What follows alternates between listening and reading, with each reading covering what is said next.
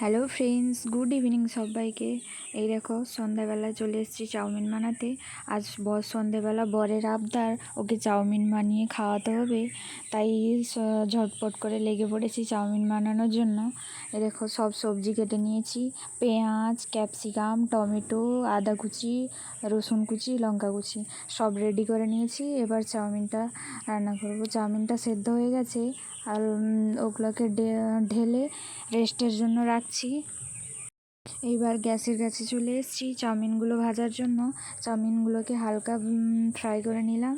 এই দেখো, আর ফ্রিজে সামান্য একটু চিকেন ছিল, ওইগুলোকেও বয়েল করে হালকা ফ্রাই করে নিচ্ছি। এই দেখো, ফ্রিজে দুটো ডিমও ছিল, ওগুলোকেও ভেজে নিলাম। এই দেখো,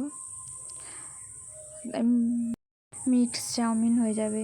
ফার্স্ট আদা কুচি, রসুন কুচি দিয়ে দিলাম, ক্যাপসিকাম, পেঁয়াজ, টমেটো সব দিয়ে নাড়াচাড়া করে ওগুলোকে ফ্রাই হয়ে গেলেই সঙ্গে চাউমিন দিয়ে দিলাম। চাউমিন দিয়ে নাড়াচাড়া করতে থাকি। আমার হাতের চাউমিন আমাদের বাড়ির সবাই খেতে ভালোবাসে, তাই এই বানালাম যখন একটু বেশি করেই বানালাম, সবার জন্য বানিয়ে নিয়েছি। এই দেখো, সয়া সস দিয়ে দিলাম, টমেটো সস, চাউমিন মশলাটাও দিয়ে দিলাম। কথা বলতে বলতে এদিকে চাউমিন আমাদের রেডি হয়ে গেছে। দেখো, গরম গরম চাউমিন শ্বশুরমশাই আর বরকে দিয়ে দিলাম। বর খেয়ে বললো দারুণ।